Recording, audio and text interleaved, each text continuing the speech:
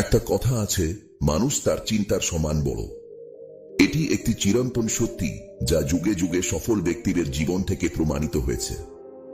Napoleon hill তাঁর বিখ্যাত বই থিঙ্ক অ্যান্ড গ্রো রিচে বলেছেন, মানুষ যা ভাবতে থাকে তার জীবন হয়ে ওঠে সেই ভাবনাগুলিরই প্রতিফলন।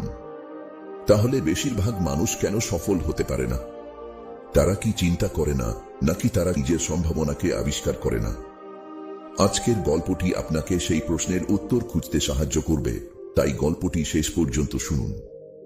আমি হলফ করে বলতে পারি এই ভিডিওটা আপনাকে বদলে দিতে পারে। একবার একটি শহরের রেল স্টেশনে একটি ভিখারি থাকত। ওই ভিখারি সেখানে আসা ট্রেনগুলোতে যে সমস্ত যাত্রী বসে থাকত তাদের কাছে থেকে ভিক্ষা চেয়ে নিজের পেট চালাত। আর একদিন যখন ওই ভিখারি ভিক্ষা চাইতে যায় তখন সে এক স্যুটবুট পরে থাকা একটি ধনী মানুষকে দেখতে পায়। তখন ওই ভিখারি ভাবে, নিশ্চয়ই এই মানুষটি অনেক বেশি ধনী, আর আমি যদি এর কাছে থেকে ভিক্ষা চাই তাহলে আমাকে নিশ্চয়ই অনেক বেশি টাকা ভিক্ষা দেবে। এরপরে ভিখারি ওই ধনী মানুষটার কাছে গিয়ে ভিক্ষা চাওয়া শুরু করে। কিন্তু ভিখারিকে দেখে ওই ধনী মানুষটি বলে, তুমি কি সবসময় মানুষের কাছে থেকে কেবল চাও? কখনো কি তুমি কাউকে বিনিময়ে কিছু দিয়েছ? এটা শুনে ভিখারি অবাক হয়ে বলল, সাহেব, আমি তো একজন ভিখারি মাত্র। আমি মানুষের কাছে থেকে ভিক্ষা করে নিজের জীবন চালাই। আমার তেমন ক্ষমতা কোথায় যে আমি কাউকে কিছু দিতে পারবো? এরপরে ওই ধনী লোকটি বলল, যেহেতু তুমি কাউকে কোনো কিছু দিতে পারবে না তাহলে তোমারও কারো কাছে থেকে কোনো কিছু চাওয়ার অধিকার নেই। আমি একজন ব্যবসায়ী, আর আমি লেনদেনে বিশ্বাস করি। যদি তোমার কাছে আমাকে দেওয়ার মতো কিছু থাকে তাহলে আমি তার পরিবর্তে তোমাকে কিছু দিতে পারি। আর যদি তুমি আমাকে কিছু দিতে না পারো তাহলে আমিও তোমাকে কোন কিছুই দিতে পারবো না। এরপরে ওই ধনী লোকটি ট্রেনে উঠে পড়ে এবং সেখান থেকে চলে যায়। এদিকে ভিখারি বসে বসে ওই বিজনেসম্যানের বলা কথাটি ভাবতে থাকে। ভিখারি ভাবে যে আমি এতদিন পর্যন্ত ভিক্ষা করছি, কিন্তু এমন কথা তো আমাকে আজ পর্যন্ত কেউ বলেনি। যদিও ওই বিজনেসম্যান খারাপ কিছু বলেনি। সত্যিই তো আমি যদি কাউকে কোনো কিছু দিতে না পারি তাহলে আমি কি করে অন্য মানুষের কাছে থেকে চাইতে পারি? আর এরপরে ওই ভিখারি ভাবে, হয়তো এই কারণেই মানুষজন আমাকে বেশি টাকা দিতে চায় না, কারণ ভিক্ষার পরিবর্তে আমি কোনো মানুষকেই কোনো কিছু দিতে পারি না। এরপরে ভিখারি ভাবে, আমি তো একজন ভিখারি মাত্র, আমি অন্য একটি মানুষকে কি বা দিতে পারি? কিন্তু এই কথাটাও সত্যি, আমি আর কতদিন একটি মানুষকে কোনো কিছু না দিয়ে কেবল মানুষের কাছে চাইতে থাকব? আর সবশেষে ভিখারি সিদ্ধান্ত নেয়, আজকের পরে যে মানুষই তাকে ভিক্ষা দেবে ওই ভিখারি তাকে তার পরিবর্তে কিছু না কিছু অবশ্যই দেবে। কিন্তু এখন ভিখারির মাথায় শুধু এই কথাটা চলছিল, ভিক্ষার পরিবর্তে সে অন্যদের কি দিতে পারে। আর এই কথাটা চিন্তা করতে করতে 2 দিন পার হয়ে যায়। ওই 2 দিন পর্যন্ত ভিখারি কোনো রকমের ভিক্ষাও করেনি। তৃতীয় দিন যখন ওই ভিখারি স্টেশনে বসেছিল তখন সে স্টেশনের ওপারে থাকা কিছু ফুল গাছ দেখতে পায়, যে গাছগুলোতে অনেক ফুল ফুটেছিল। এরপরে সে ভাবে, আমি যদি আমাকে ভিক্ষা দেওয়ার পরিবর্তে মানুষকে একটা করে ফুল দিই তাহলে কেমন হয়? এরপরে ভিখারি সিদ্ধান্ত নেয় যে সে আজ থেকে ভিক্ষার পরিবর্তে একটি করে ফুল দেবে, আর এটা ভেবে ওই ভিখারি কিছু ফুল সেখান থেকে চিড়ে নেয়। এরপরে সেই ফুল হাতে নিয়ে ট্রেনে ভিক্ষা করার জন্য পৌঁছে যায়।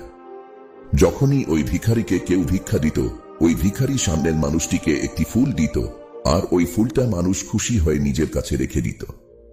এখন ভিখারি প্রতিদিন ফুল ছিঁড়ে নিয়ে আসত, আর যাদের কাছে থেকে ভিক্ষা নিত তাদেরকে একটা করে ফুল দিয়ে দিত। আর কিছুদিনের মধ্যেই ওই ভিখারি এটা দেখতে পায় যে এখন তাকে অনেক বেশি মানুষ ভিক্ষা দেওয়া শুরু করেছে। যতক্ষণ পর্যন্ত তার কাছে ফুল থাকত ততক্ষণ পর্যন্ত মানুষ তাকে বেশি বেশি ভিক্ষা দিত।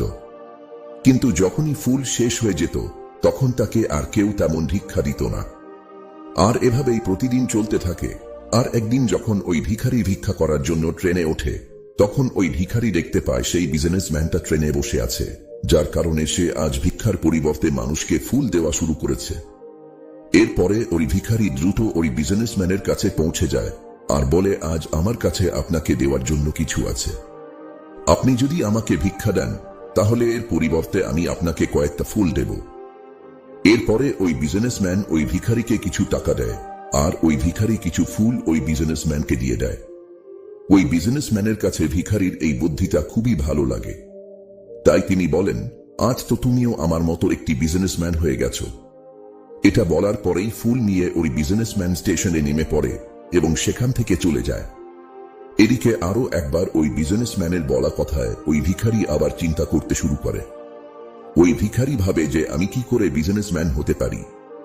অনেক ভাবার পরে ওই ভিখারি বুঝতে পারে এখন সেও জীবনে সফল হতে পারবে, কারণ এখন সেও সফলতার রহস্যটা জেনে গেছে। এরপরে ভিখারি ট্রেন থেকে নেমে পড়ে আর জোরে চিৎকার করে আকাশের দিকে তাকিয়ে বলতে থাকে, আমি কোনো ভিখারি নই, আমি হলাম একটি ব্যবসায়ী। আমিও ওই ধনী বিজনেসম্যানের মতো হতে পারবো, আমিও ধনী হতে পারবো।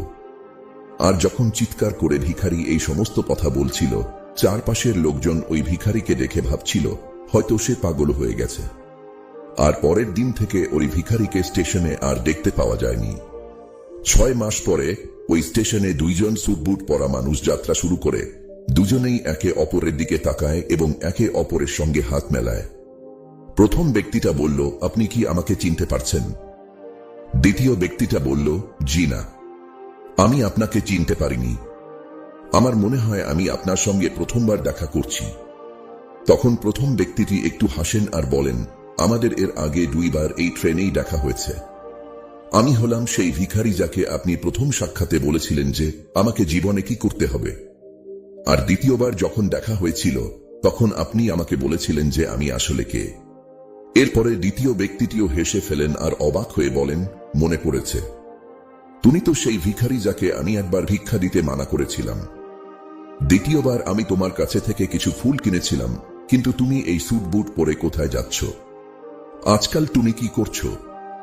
তখন ওই প্রথম ব্যক্তিটি বলে, হ্যাঁ, আমি হলাম সেই ভিখারি, কিন্তু আজ আমি ফুলের অনেক বড় একজন ব্যবসায়ী। ব্যবসার কারণেই আমি অন্য শহরে যাচ্ছি। এরপরে প্রথম ব্যক্তিটি কিছুক্ষণ চুপ থাকার পরে বলল, আপনি আমাকে প্রথম সাক্ষাতে যে কথাটা বলেছিলেন সেটা আসলে প্রকৃতির একটা নিয়ম। আমরা তখনই কোনো কিছু পাব যখন আমরা কোনো কিছু দিব। আমি এটা খুব ভালোভাবে অনুভব করতে পেরেছিলাম, কিন্তু তারপরেও আমি সব সময় নিজেকে ভিখারি মনে করতাম। আর এর বাইরে আমি কখনোই কোনো কিছু চিন্তা করিনি। কিন্তু দ্বিতীয়বার যখন আপনার সঙ্গে আমার দেখা হয় তখন আপনি আমাকে বলেছিলেন আমিও একজন বিজনেসম্যান হয়ে গেছি।